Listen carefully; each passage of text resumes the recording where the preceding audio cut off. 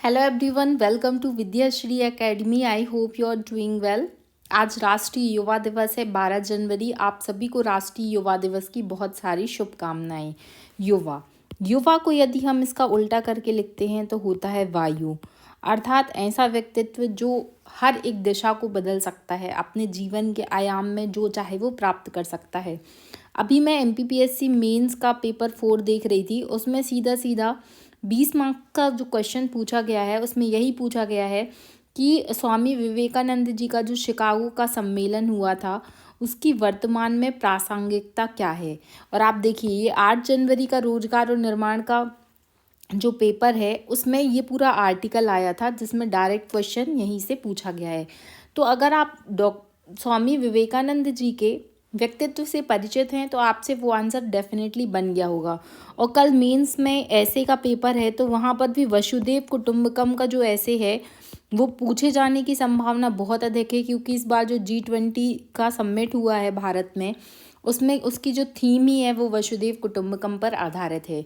तो अगर आपको ये वाला आर्टिकल अच्छे से समझ में आ गया तो विवेकानंद जी से रिलेटेड जो भी फिलॉसफी है वो आप डेफिनेटली समझ जाएंगे। और बहुत सारे मेंस में ऐसे आंसर हैं जिनमें आप विवेकानंद जी को कोट कर सकते हैं, उनकी विचारधारा को आप ऐसे में लिख सकते हैं, अपने आंसर में लिख सकते हैं। और कहीं ना केवल पढ़ाई के लिए, एक हमारे आम जीवन में विवेकानंद जी जो हैं वो हम सभी युवाओं के लिए एक प्रेरणा रहे हैं। तो चलिए स्टार्ट करते हैं, क्या दिया है इसमें, क्या बताया गया है। बहुत अच्छे से आज हम इसको जानने का और सीखने का प्रयास करेंगे। सबसे पहले, अनादिकाल से भारत को गढ़ने में अनेक यशस्वी व तपस्वी साधकों की साधना रही है। आज हम जब युवा भारत की चर्चा करते हैं तब सहज स्वाभाविक रूप से स्वामी विवेकानंद हमारे समक्ष उपस्थित हो जाते हैं। यह चमत्कार से कम तो नहीं कि अपने देहावसान के 123 वर्ष के बाद भी हम विवेकानंद जी के पथ प्रदर्शक के रूप में वो हमारे साथ हैं। देखिए, ये होते हैं व्यक्तित्व के धनी लोग जो, अगर फॉर एग्जाम्पल मान के चलिए कि अगर अभी हमारी डेथ हो जाती है तो हमें कितने दिन लोग याद रखेंगे, कुछ दिन रोएंगे उसके बाद भूल जाएंगे। लेकिन ये जो व्यक्तित्व हैं इन्होंने ऐसा काम किया कि आज इनकी देहावसान को लेकर 123 वर्ष हो चुके हैं, बट हम उनको पढ़ रहे हैं, उनको याद कर रहे हैं, क्योंकि उन्होंने अपने जीवन में ये सब ऐसे ऐसे कार्य किए हैं जो कि हमारे लिए प्रेरणा हैं। 30 वर्ष की उम्र में भारत के अध्यात्म व ज्ञान से दुनिया को लोहा मनवाने वाले स्वामी विवेकानंद का मार्गदर्शन प्रतिपल भारतीय समाज को प्रकाशवान बनाता है। आज जब हम विश्व गुरु बनने के लिए अग्रसर हैं, अब मोदी जी के अगर आप भाषण सुनते होंगे तो वो बात बात में चर्चा करते हैं कि भारत विश्व गुरु बनेगा, भारत विश्व गुरु बनेगा। तो बनेगा तो कैसे बनेगा? तो इसकी बुनियाद में विवेकानंद जी के विचारों की वह भरी पूरी दुनिया है जिसे केवल पढ़कर आज और कल को संवार सकते हैं। आज यह कल्पना करना मुश्किल है कि भारत का कोई युवा अपने शब्दों के संबोधन से महाशक्ति के रूप में राष्ट्र अमेरिका के नागरिकों का दिल जीत लेता है। एक समय की बात थी जब शिकागो में स्वामी विवेकानंद जी ने अपना उद्घोषण दिया था, और एक ऐसा भाषण जिसे दुनिया आज भी याद रखती है। तो क्या आज हम कल्पना कर सकते हैं कि कोई भारतीय नागरिक जाकर उसी प्लेटफॉर्म पर वैसा कुछ कर सके? लेकिन विवेकानंद जी ने ऐसा किया था। यहाँ पर दिलों को दिल जीत लेने की कला भारतीय ज्ञान परंपरा की वह अक्षुण निधि मतलब जो कभी खत्म ना हो। स्वामी विवेकानंद जी ने पूरी दुनिया को बताया कि भारतवर्ष अपनी महाज्ञानी सन्यासी विवेकानंद के जन्म दिवस को युवा दिवस के रूप में मनाकर भारतीय समाज की नौजवान पीढ़ी को संदेश देना चाहती है। भारत विश्व गुरु है, विश्व गुरु था और युगों युगों तक बना रहेगा। युवा दिवस मनाते हुए हम सब इस बात का संकल्प लेते हैं कि विवेकानंद जी के बताए गए मार्ग पर चलकर हम माँ भारती के चरणों को क्या कर सकते हैं, माँ भारती के चरणों में शीश झुकाकर हर संभव प्रयास करना चाहते हैं। तो ये तो विवेकानंद जी का एक हमने आउटलाइन पढ़ा कि उन्होंने क्या क्या बताया है, क्या हम कर सकते हैं। अब 1893 की बात है। प्रीलिम्स में ये क्वेश्चन पूछा गया है कि शिकागो का सम्मेलन कब हुआ था, तो 1893 में हुआ था। स्वामी विवेकानंद जी शिकागो पहुंचे, उन्होंने विश्व धर्म सम्मेलन में भाग लिया और उन्होंने अमेरिकों को जब कहा कि मेरे अमेरिकी भाइयों बहनों और भाइयों कहकर संबोधित किया तो खचखचा भरा हुआ हाल तालियों से गूंज उठा। वहां उपस्थित जन समुदाय को लगा कि यह कोई नहीं बल्कि अपना ही कोई है। शिकागो में उनकी कही बात ने पूरी दुनिया में एक अमिट छाप छोड़ी थी। इस घटना को दुनिया जानती है कि जब कोई विवेकानंद का उल्लेख होता है तो इस प्रसंग का उल्लेख जरूर किया जाता है। इस धर्म सम्मेलन में स्वामी विवेकानंद जी ने श्रीमद् भगवद गीता के प्रसंग को लेकर भारत का शीश ऊंचा कर दिया था।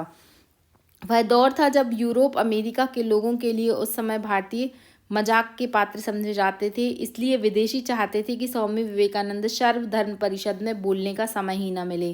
किंतु एक्चुअली मैं आपको ये स्टोरी बता दूंगी थोड़ा ब्रीफ में कि जब विवेकानंद जी शिकागो पहुंचे तब ऐसा लग रहा था कि किसी भी भारतीय को मंच पे बोलने का अगर थोड़ा सा समय भी मिल जाए तो ये बहुत बड़ी बात थी।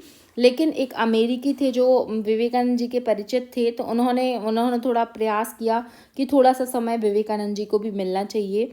तो विवेकानंद जी की जो भगवा वेशभूषा थी उसको देखकर उनको किसी ने फ़कीर बोला, किसी ने बोला कि ये कौन सा गरीब उठा कर ले आए हो, बहुत तरीके से उनका अपमान किया गया।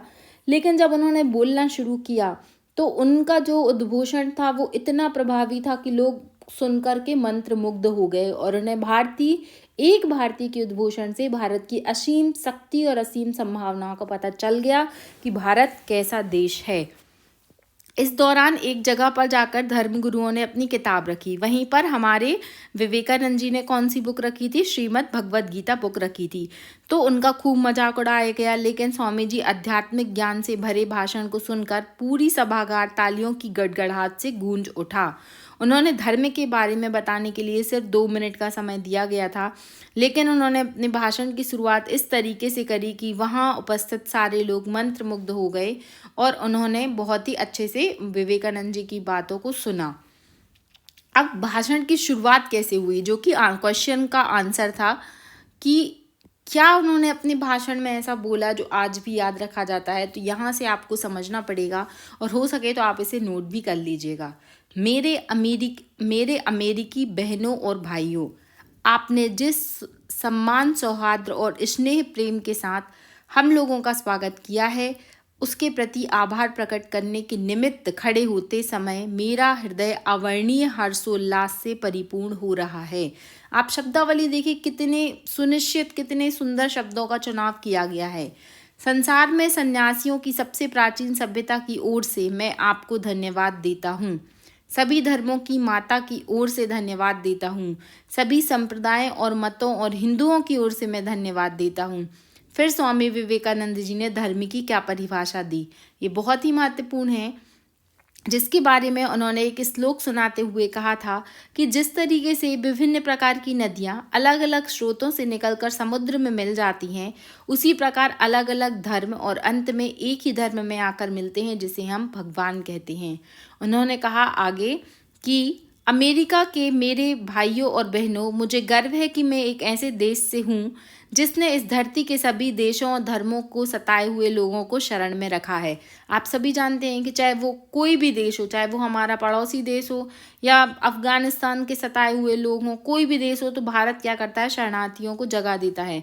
इसका सबसे अच्छा एग्जाम्पल आप म्यांमार के शरणार्थियों की समस्या को लेकर देख सकते हैं। अपना उद्बोधन जारी रखते हुए स्वामी विवेकानंद ने आगे कहा कि मैं आपको अपने देश की प्राचीन संत परंपरा की ओर से धन्यवाद देता हूँ। मैं आपको सभी धर्मों की जननी की तरफ से धन्यवाद देता हूँ और सभी जाति संप्रदाय के लाखों करोड़ों हिंदुओं की तरफ से आभार व्यक्त करता हूँ। मेरा धन्यवाद उन सभी वक्ताओं का भी है जिन्होंने इस मंच से यह कहा कि दुनिया में सहनशीलता का विचार सुदूर पूर्व के देशों से फैला हुआ है। इसका मुझे एक मिनट,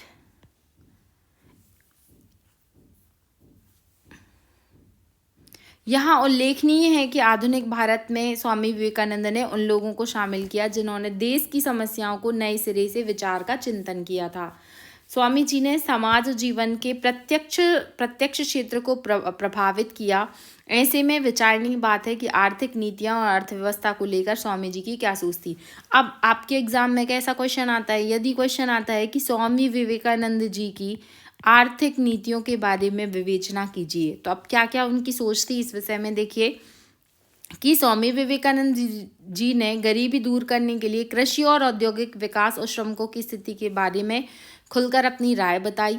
उन्होंने गरीबी का मुख्य जिम्मेदार यूरोपीय देशों को माना, क्योंकि अंग्रेज भारत का धन लूट कर गए थे, भारत की संपत्ति को लूट कर ले गए। उन्होंने कहा कि भारत के उद्योग धंधों को तबाह किया गया है, जिसके साथ ही वे भारतीय समाज में आई जड़ता, कुरीतियों और अंधविश्वास को भी जिम्मेदार मानते हैं। और उन्होंने धार्मिक कुरीतियों पर जमकर प्रहार किया तथा समाज में श्रम के महत्व को स्थापित किया। एक बार गौरक्षकों से उनकी मुलाकात हुई तो उनके कार्यों के बारे में जाना, गौशाला संचालित करने के लिए अर्थ संग्रहण के बारे में जाना। उसके बाद स्वामी जी ने सवाल किया कि क्या उन्हें पता है कि भारत भूमि पर अकाल के कारण हजारों लोग भूखे मर रहे हैं, उनके लिए आप लोगों ने क्या किया? स्वामी जी ने इस सवाल से जवाब में गौरक्षकों ने कहा कि यह उनके कर्मों का फल है। इस जवाब से स्वामी जी को भीतर से बहुत क्रोध आया और उन्होंने कहा, जो सभा समिति इंसानों से सहानुभूति नहीं रखती, अपने भाइयों को भूखे मरते हुए देख उनके प्राणों की रक्षा करने के लिए एक मुट्ठी अनाज तक नहीं दे सकती, लेकिन पशु पक्षियों के वास्ते बड़े पैमाने पर अन्न वितरण करती है, उस सभा समिति के साथ में रत्ती भर समानुभूति नहीं रखता। इन जैसों से समाज का कोई भी विशेष वर्ग समाज का कोई भी वर्ग का उपकार नहीं है और इसका मुझे विश्वास नहीं है। उसके बाद कर्म फल के तर्क पर कहते हैं कि अपने कर्मों के फल की वजह से मनुष्य मर रहे हैं। इस तरह कर्म की दुहाई देने से जगत में किसी का काम किसी की कोशिशों पर बिल्कुल बेकार साबित हो जाएगा। पशु पक्षियों के लिए आपका काम भी तो इसके अंतर्गत आएगा। इस काम के बारे में बोला जाता है कि मनुष्य होकर जिनका मनुष्य के लिए दिल नहीं दुखता, वे मनुष्य क्या वही मनुष्य हैं? यह बोलते बोलते स्वामी विवेकानंद जी का पूरा शरीर क्षोभ और दुख से तिलमिला उठा। क्या हुआ था कि वहाँ पर एक ट्रस्ट था जो कि मतलब पशु पक्षियों के लिए क्या कर रहा था, मतलब पैसा इकट्ठा करता था और उनके लिए कुछ ना कुछ प्रावधान किए जाते थे। लेकिन जब स्वामी विवेकानंद जी ने कहा कि आप पशुओं के प्रति तो इतनी दया और सहानुभूति रखते हैं, लेकिन जब हजारों लोग भूख से मर रहे हैं तो क्या उन इंसानों के प्रति भी आपका कर्तव्य नहीं बनता? तब ये बोला गया कि वो जो लोग अकाल से मर रहे हैं वो कर्मों का फल भोग रहे हैं। तब विवेकानंद जी ने इस चीज़ को जस्टिफाई किया और अपना वक्तव्य सुनाया। फिर 25 वर्ष की उम्र में स्वामी विवेकानंद जी ने क्या कर लिया था, संन्यास धारण किया था। 12 जनवरी 1863 को ही 1863 का वह दिन था जब स्वामी विवेकानंद जी का जन्म हुआ था। इनका जन्म कहाँ हुआ था? तो कलकत्ता में एक बहुत ही अमीर बंगाली कायस्थ परिवार में इनका जन्म हुआ था।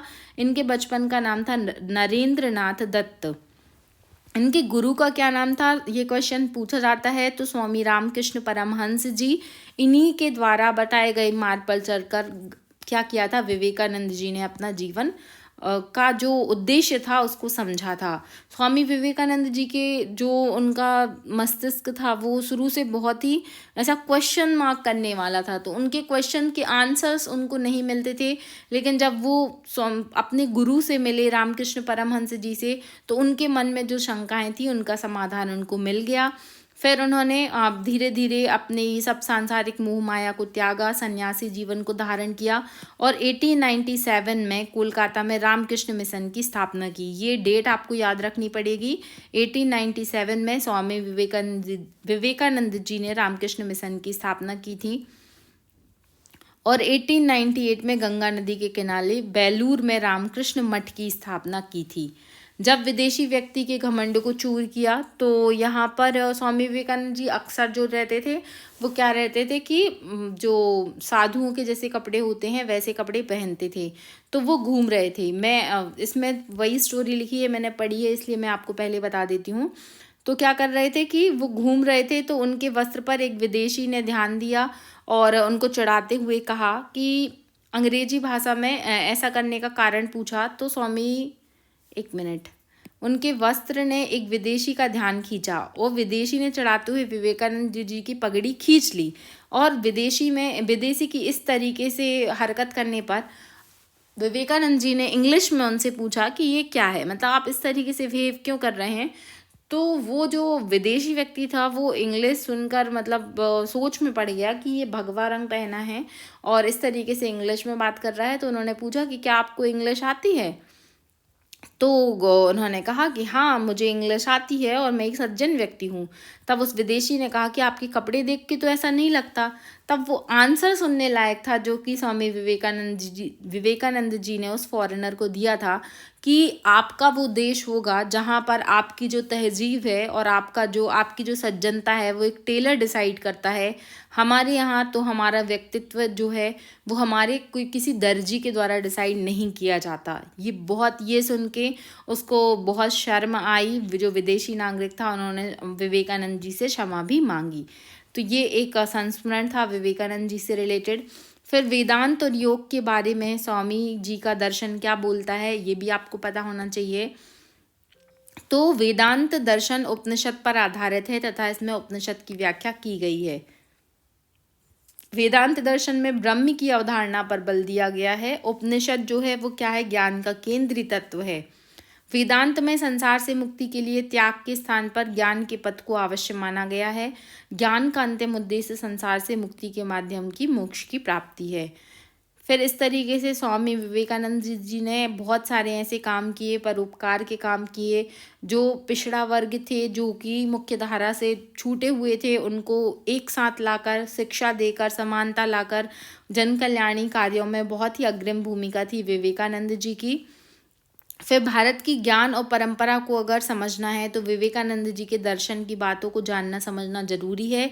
उनके बारे में अध्ययन करते हुए ये ज्ञात होता है कि वो कहीं से भी उनकी विचारधारा दाकियानूसी नहीं थी, बल्कि वो ज्ञान का संसार जो उनका था वो अपरिमित था। वो व्यवहारिक थे, समय के अनुरूप भारतवर्ष की प्रगति के लिए आवश्यक तत्वों को समझते थे। कभी भी विवेकानंद जी ने ये नहीं बोला कि आपको अंग्रेजी बुक्स नहीं पढ़नी चाहिए या अंग्रेजी लैंग्वेज नहीं आनी चाहिए। उन्होंने कहा था कि हमें अपनी संस्कृति को समझते हुए, उसका सम्मान करते हुए, विदेशी संस्कृति से जो अच्छी चीज़ें हैं उनको अपनाना है। ये विवेकानंद जी के थॉट थे। फिर जो भौतिकतावादी संस्कृति है उसको वो क्या करते थे, उसके पक्षधर नहीं थे। उसके बाद में साइंस को लेकर स्वामी विवेकानंद जी के विचार वो बहुत ही एक तरीके से प्रायोगिक थे, प्रासंगिक थे। वो जगदीश चंद्र बोस जी उस समय पर थे जो उनकी वैज्ञानिक परियोजनाओं का भी विवेकानंद जी ने क्या किया था, समर्थन किया था। आयरिश लेडी, इनके बारे में आपने पढ़ा होगा, सिस्टर निवेदिता, जिनका नाम था मार्गरेट नोबेल। तो उनको क्या है, स्वामी विवेकानंद जी ने अपनी शरण दी थी और भारतीय महिलाओं के उत्थान में आगे बढ़ने के लिए उनको प्रेरित भी किया था। फिर महात्मा गांधी जी के द्वारा जो सामाजिक रूप से शोषित वर्गों को हरिजन शब्द संबोधित किए जाने के वर्षों पहले ही स्वामी विवेकानंद जी ने दरिद्र नारायण शब्द का प्रयोग किया था। गरीबों की सेवा ही ईश्वर की सेवा है, ये स्वामी विवेकानंद जी ने बताया था। फिर राष्ट्रवाद को लेकर उन्होंने कहा था कि भारत का राष्ट्रवाद भारतीय धर्म पर आधारित है, जो लोगों के जीवन का रस है और भारतीय संस्कृति के प्रमुख घटक कौन कौन से हैं, मानववाद और सार्वभौमिकता विवेकानंद जी ने राष्ट्रवाद की आधारशिला माना है। कभी क्वेश्चन अगर आपको ऐसा पूछा जाए कि राष्ट्रवाद क्या है, तो आप ये लाइन यहाँ पर लिख सकते हैं कि अकॉर्डिंग टू विवेकानंद जी, राष्ट्रवाद की आधारशिला मानवतावाद और सार्वभौमिकतावाद है। फिर उन्होंने आंतरिक शुद्धता के लिए आत्मा की एकता और नैतिकता को अवधारणा को बताया। स्वामी विवेकानंद जी कहते थे कि नैतिकता और कुछ भी नहीं है, बल्कि व्यक्ति का एक अच्छा नागरिक बनने के लिए जो आचरण संहिता होती है वही क्या कहलाती है, नैतिकता कहलाती है। पूरी इथिक्स आपको नैतिकता पर बेस्ड मिल जाएगी। आप जो केस स्टडी पढ़ते हैं उसमें मोरल वैल्यूज़ का बहुत अधिक इम्पॉर्टेंट रोल होता है, तो वहाँ पर आप ये सब पॉइंट यूज़ कर सकते हैं। युवाओं को लेकर उन्होंने कहा था कि युवा जो चाहे, जिस तरीके से चाहे, वहाँ पर अपने पूरे समर्पण के साथ अपने किसी भी लक्ष्य की प्राप्ति युवा कर सकता है। तो विवेकानंद एक मानवतावादी चिंतक थे। उनके अनुसार मनुष्य का जीवन ही एक पूरा धर्म था। धर्म ना तो पुस्तकों में है और ना ही धार्मिक सिद्धांतों में है, बल्कि व्यक्ति ईश्वर का जो स्वरूप है वो हमारे स्वयं के अंदर है। इस तरीके से विवेकानंद जी ने अपना पूरा दर्शन बताया है। आई होप आपको विवेकानंद जी के व्यक्तित्व के बारे में कुछ ना कुछ नई बातें, कुछ ना कुछ अच्छी बातें पता चली होंगी। फिर निष्कर्ष को हम देखते हैं कि भारत आज दुनिया का शीर्ष देश बन चुका है। हर देश में भारत का तिरंगा लहरा रहा है। तो हम हमारे गुणी ज्ञानी स्वामी विवेकानंद जी के सरीखे जैसे लोगों की वजह से हमें ये सौभाग्य मिला है कि हम उनके विचारों और दर्शन को युवाओं तक पहुंचाने के लिए केंद्र सरकार के प्राणपण से जुटी हुई है। सरकार भी क्या करती है, बहुत सारे जैसे पेपर्स हैं उनमें विवेकानंद जी के व्यक्तित्व को ऐड करती है कि बच्चे इनको पढ़ें, इनको जानें और इनसे सीखें। तो कहीं ना कहीं वर्तमान युग में जो विवेकानंद जी की प्रासंगिकता है वो बहुत अधिक बढ़ चुकी है, क्योंकि आप देखिए अब वर्तमान में सबसे ज़्यादा प्रश्न चिन्ह किस पे खड़े हो रहे हैं, वो हो रहे हैं मानवता पर। तो कहीं कहीं ना कहीं मानवता खतरे में, चाहे आप यूक्रेन रशिया का वॉर देख लीजिए, या अभी जो इजराइल की स्थिति चल रही है वो देख लीजिए, या कोविड के दौरान जो स्थिति हुई वो देख लीजिए। कहीं ना कहीं जो है सबसे बड़ा प्रश्न चिन्ह मानवता पर लगा है कि इंसान इंसान के काम नहीं आ रहा है। तो ये जो व्यक्तित्व है विवेकानंद जी, उनका जो मार्गदर्शन है वो कहीं ना कहीं हमें इस समस्या के निदान की प्रेरणा देता है। इस तरीके से फिर से आप सभी को युवा दिवस की बहुत सारी शुभकामनाएं। हम सभी अपनी असीम शक्ति और ऊर्जा का प्रयोग करते हुए अपने देश के लिए कुछ अच्छा कर सकें, यही मेरी भावना है। अगर आपको मेरा ये आर्टिकल अच्छा लगा है, ये मेरा आर्टिकल नहीं है, बेसिकली जो आर्टिकल आया है वो अच्छा लगा है, तो आप चैनल को सब्सक्राइब कर सकते हैं और अपने दोस्तों तक शेयर भी कर सकते हैं। अपना फीडबैक कमेंट बॉक्स में दे सकते हैं। टेलीग्राम ग्रुप और इंस्टाग्राम ग्रुप, फेसबुक ग्रुप की लिंक डिस्क्रिप्शन बॉक्स में है, आप वहाँ से ऐड हो सकते हैं उससे। Thank you so much. पढ़ते रहिए, खुश रहिए। जय हिंद, जय भारत।